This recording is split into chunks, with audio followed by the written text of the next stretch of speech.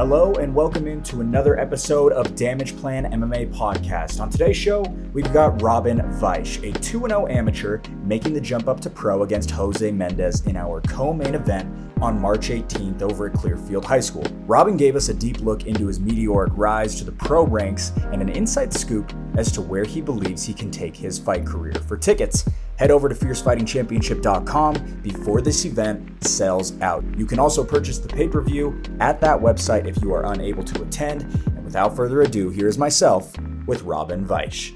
And right now we are joined by Robin Weich, one of Vigilante Academy's finest, who is going to be making their pro debut in just a couple weeks at Clearfield High School. Robin, thanks so much for joining us, man. Thanks for having me, man. I'm excited. So we want to talk a little bit to kick things off about your pro debut. You're 2 fights into your amateur career, 2 first-round finishes. What was the decision like to go pro? To be honest with you, I just feel it within myself that I'm ready for it. The 2 quick finishes, I just didn't feel like I was really learning anything at this point. Plus, I'm 27. I'm not getting any younger. This is a young man's game. I'm trying to get after it. I really believe in myself. I believe I'm one of the best 155ers in the world. I'm ready to show it.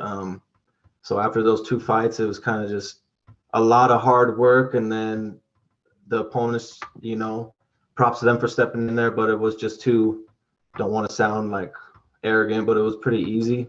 It was pretty easy wins, and I'm looking for a challenge. I'm looking to fight the best because I want to be the best in the world. So why not start now? Why not just get after it? A lot of people are a little scared to risk their record, but ain't no thing but a chicken wing. I'm ready for it.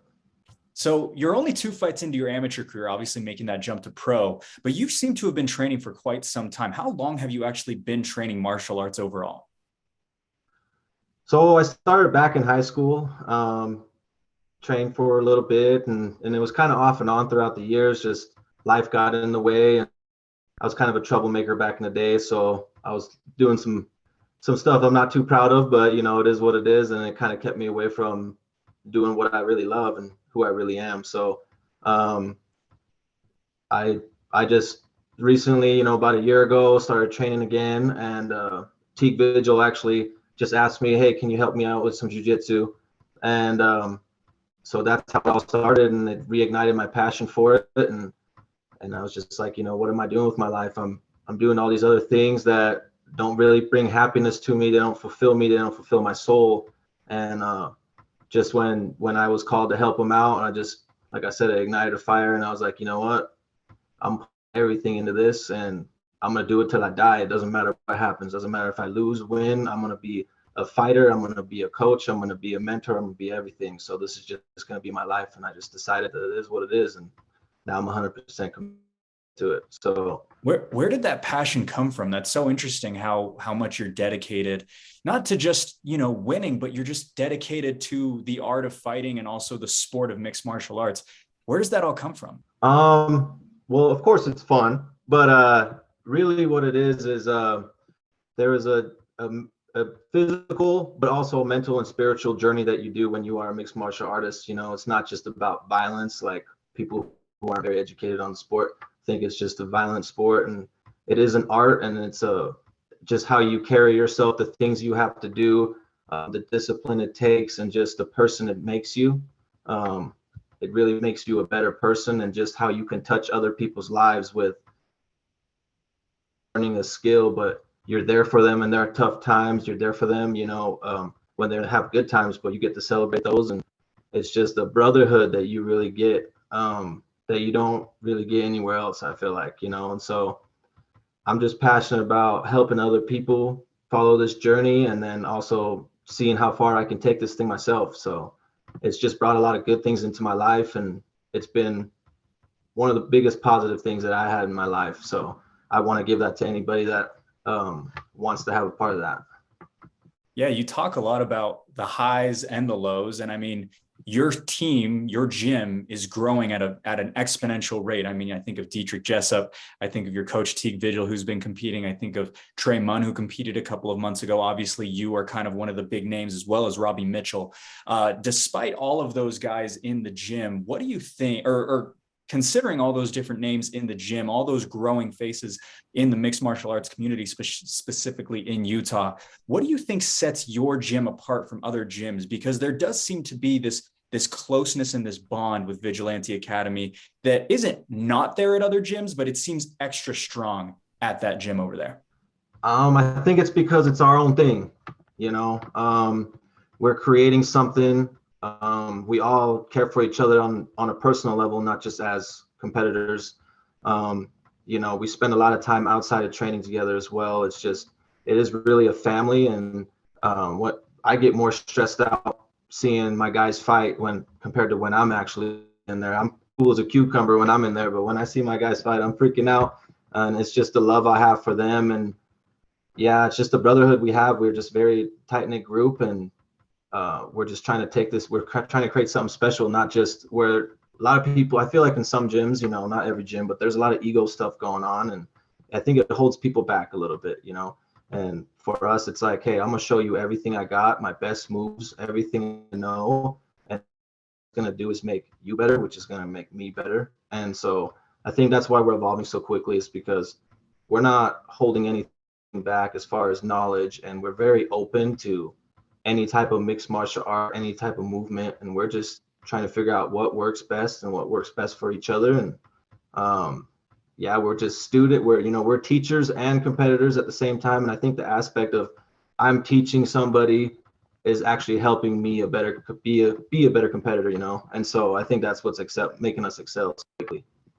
Yeah, I think a little bit about obviously those names that you mentioned, and you talked a little bit about the growth of the gym. It hasn't been around too long. Is that correct? You just mentioned a couple minutes ago about Teague reaching out to you, just needing some help with jiu-jitsu. Is that kind of how the gym came to be? Was just groups of people just kind of coming together in a small space at one point? I don't think it was originally like, oh, let's start the gym. It was just, hey, help me out. And then another guy comes and another guy comes, and it's like, where are these guys coming from? You know, where are all these good dudes coming from? We all have a past and we all have a story, but we're all trying to become better men, not just mixed martial artists. And I think we're all on the same path. And it's just kind of weird how everything just came together. It's almost like it's meant to be honest with you. It's just, you know, it just gets weirder and weirder as far as good stuff's happening. And at this point, I don't even wonder why. I just thank God and move on and just keep grinding. Yeah. So let's talk a little bit about your pro debut. You're facing Jose Mendez, and he is a 6-1 amateur,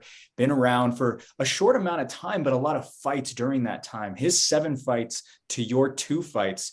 And when you think about making that jump against someone like Jose, is there anything about him, or is there anything about that matchup that specifically gets you excited? There's nothing I really see with him where I'm necessarily worried about. You know, shout out to Jose for taking the fight and stepping in there. Props to you. But I'm just so confident in what I can do, and there's nothing that I see that really makes me feel threatened or makes me feel worried. With him, I'm just excited to get the pro debut going, show you guys and the rest of the world that I belong in the pro divisions, and just continue climbing the ladder, man. I know what I'm capable of. I'm really hoping that this guy lasts longer than 90 seconds, you know, so I can show a little bit more of my skill set. Also excited to throw these elbows and knees. That's something I actually really wanted to ask you about. Both of your fights so far have been under 2 minutes. And so one of the things I wanted to ask you was just kind of testing your cardio. I know that Dietrich has a gas tank. I know Teague has a gas tank. I know all those guys over Vigilante Academy, you really weaponize your cardio. Is that something that you're really hoping to do? And in a perfect world, how far do you want this fight to go? Do you want it to go deep into the 3rd round? Do you want it to be ended in the 2nd or 1st? Where do you want this fight to go? I really have no expectation. I don't like setting an expectation of like, oh, this has to go. I have to finish him this way. I like just feeling it in the moment and seeing my opportunities as they come. I'm looking forward for him to challenge me, but if it ends up being a quick, of course, that's a great thing for me. That's less damage. That's a quick turnaround. You know, that's how we like it. But also, if he does challenge me, takes me to deep waters, I'm ready to show everybody that I do have a gas tank, because I train like I'm fighting Superman every time. I don't care who my opponent is. I'm going to train my ass off. It's all work. And there's I'm going to be ready for those rounds. I'm ready for more rounds. I'm ready for championship rounds because I'm already in my mind, I'm going to be a champion. So I might as well just get ready right now. Start early. So if he does last long, you guys will see that I'm not slowing down. Where do you think that preparation mindset comes from, where you want to be as prepared as you possibly can? You said you prepare like you're fighting Superman every single time you make the walk to the cage, and it's shown so far with your successes. Where do you think that all started from, your desire to be as prepared as you possibly can for these matchups? Well, as much as this is a sport, it's not a game. You can get injured in there. And if you take anybody lightly, that's not where you want to find out that you lightly, and it can turn into, if you just took them seriously to win and you took them lightly and now you got something broken or you're all beat up or whatever, your pride's hurt even, I mean, the way I see it, prepare for the worst, or I guess the best guy or the worst situation for you, which would be the highest level competitor. Then if it is any better, then great, you're ready for it. But you don't want to undertrain. You don't ever want to undertrain for anybody. And for anybody that's willing to step into the cage, I have mad respect for. I have all respect for my opponents. I know what it takes to get in there, not just physically, but mentally. And so I know that these guys are dogs. And Jose, he's had, like you said, 7 fights. So he's got a dog in him. You don't do this just for fun, it's because there's definitely a lot of times where you gotta just grind and it's not fun, but in the end it's all worth it. But yeah, I just always over preparing, because in my mind, if an opportunity comes where there's a tougher matchup or anything, I want to be ready. I want to be ready for any opportunity that comes my way. Like if someone called me right now and was like, hey, there's this tougher opponent, obviously I got this fight, but I'm there, so I just want to be prepared. I always want to be in fighting shape. I always just ready. If you stay ready, you ain't got to get ready. You know what I mean? So that's just my mentality with life, and that's just how I'm going to be. So my opponent should always expect me to be ready to scrap for the whole fight. If we were to go back a year ago from now, before you had made your amateur debut, did you know a year ago that you were going to start fighting? When did you kind of realize that you wanted to start doing this? Well, I always had a dream to do it, right? When I was younger, well, obviously I was training off and on, and then life got in the way and I made other things more important. But every time I got away from the sport, I felt like something was missing inside and I could never really quite figure it out.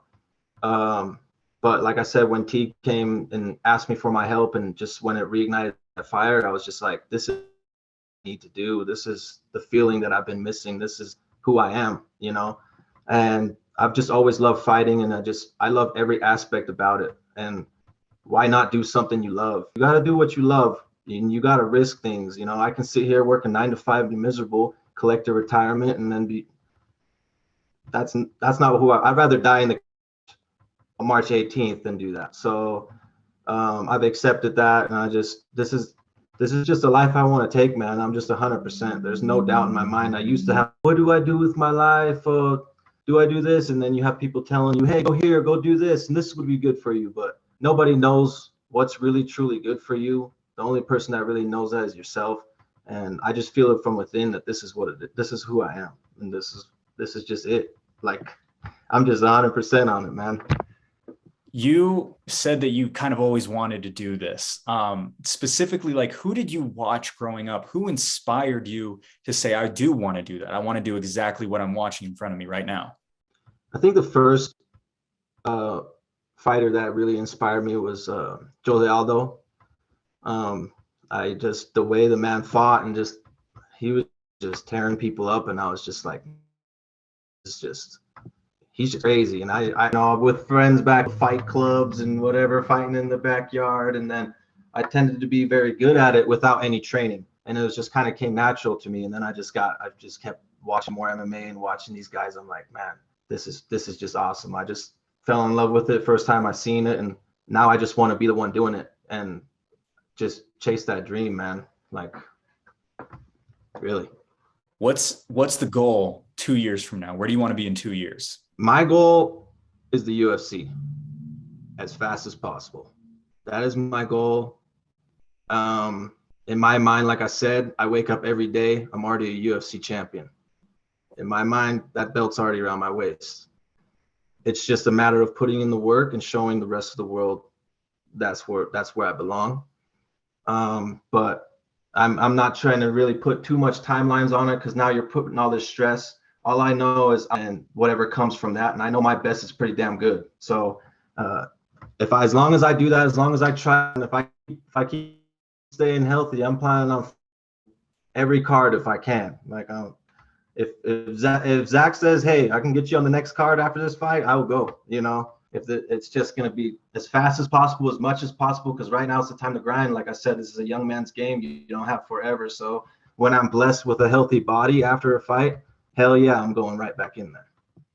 Is there anything else in the world that you want more than what you just talked about? Making it to the UFC, having that belt wrapped around your waist, fighting every single month as often as you possibly can, rising the ranks as fast as you possibly can. Is that the life goal? Is there anything else that you want in this world more than that? Right now, my life goal is take this as far as I can as a competitor. And then after that, I want to be a coach, man. I want to coach young. I want to mentor young guys. I want to get guys that had a troubled past like me. I want to catch them a little bit earlier than I did, and get them started sooner on the right path. Not just training mixed martial arts, but just the way they behave as men, or even the females. Just these. I want to be a good influence on these young kids, because it sure would have helped me to have that and had that guidance.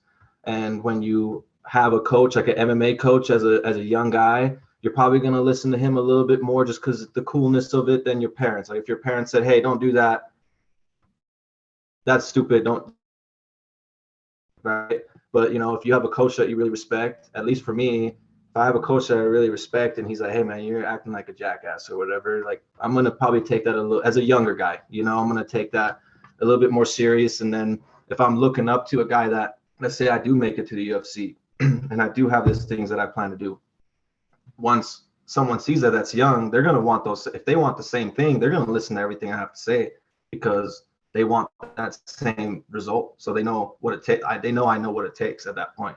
And that's what I'm really trying to do, is it's change young people's lives at the end of the day, and inspire them to chase their dreams and to be good people in their communities, and help people out, have some service to people. Don't just be about yourself.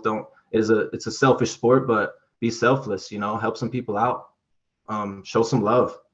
And that's really what it's about, man. Show some love and serve, and out for servant leaders. That's what we're trying to make here in the Vigilante Academy.